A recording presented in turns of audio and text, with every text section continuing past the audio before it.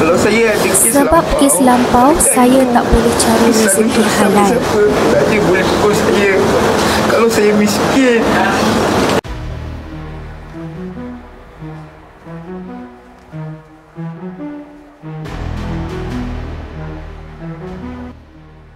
Adakah sebab saya pernah ada kes maka saya tak boleh cari rezeki halal? Pada 28 Mac lalu, saya disogok jual belon, saya tidak jual dadah. Demikian kata Abang Belon atau nama sebenarnya Muhammad Zaimuddin Azlan berhubung insiden pergelutan dengan penguatkuasa Dewan Bandaraya Kuala Lumpur pada 28 Mac lalu. Muhammad Zaimuddin berkata, adakah dakwaan mengenai kes lampau seolah-olah memberi lesen kepada sesiapa sahaja untuk memukulnya. Sebelum ini, media melaporkan semakan rekod lampau terhadap penjual belon berkenaan mendapati lelaki berkenaan mempunyai 13 rekod jenayah lampau berkaitan dadah. Bagaimanapun, Peguam Rafiq Rashid berkata pihaknya tidak akan mengulas berkaitan rekod terbabit memandangkan perkara itu belum disahkan secara rasmi. Rafiq berkata dakwaan bahawa Muhammad Zaimuddin berlakon menghadapi kecederaan adalah tidak tepat di mana dia telah dimasukkan ke hospital selama seminggu. Katanya laporan polis yang dibuat hari ini adalah sebagai satu peringatan kepada semua badan penguatkuasaan untuk mengambil tindakan secara adil. Mengulas mengenai tindakan undang-undang, Rafiq berkata pihaknya akan menunggu laporan perubatan penuh. Diri saya telah pun buat satu laporan polis di IPD dan Wangi. Penting untuk kita ketahui bahawa ini adalah laporan polis beliau yang pertama berkaitan insiden ini.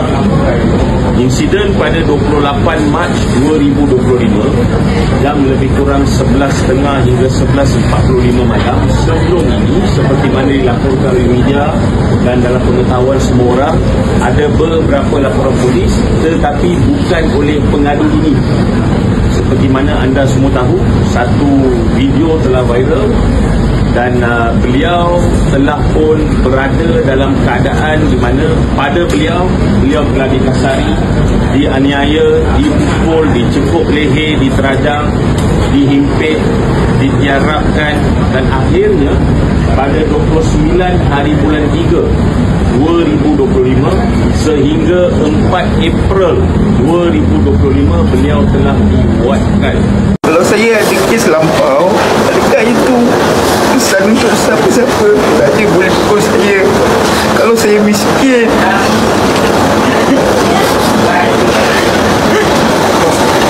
Saya Muhammad Zaimuddin bin Azlan, seorang warga negara Malaysia. Saya adalah seorang yang berniaga jual belon. Saya juga halal. Oleh kerana bulan Ramadan dan Hari Raya hampir tiba, saya jual belon part time kerana kerja sepenuh masa. Sebagai KD golf, tidak banyak kerja waktu berkenaan kes lampau yang memetik sumber saja. Masa ini saya akan membiarkan peguam saya menjawab soalan berkenaan. Adakah sebab saya pernah ada kes maka saya tidak boleh cek rezeki halal? Pada 28 dan 3 2025 saya disuruh jual belon. Saya tidak jual dadah. Kalau saya bukan penjenayah, maka saya boleh dipukul, ditendang, diterajang, dicekuk. Leh, dan berlaku leh. Kalau saya ada kes lampau, adakah itu pesan untuk siapa-siapa? Tak ada boleh pukul saya.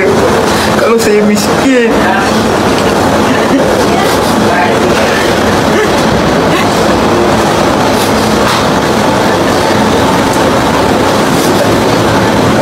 Kalau saya bukan penayang, maka saya boleh pukul penat badan. Kalau saya ada kes lampau, adakah itu pesan? Adakah itu lesen? Siapa saja boleh pukul saya. Kalau saya miskin, sudah ada kes lampau, adakah BKL boleh layan saya tentang sampah? Ya, ambil tindakan ini kerana saya ada harapan diri. Saya ada maruah keluarga saya. Saya terima kasih pada semua yang bantu saya. Ampun tuanku.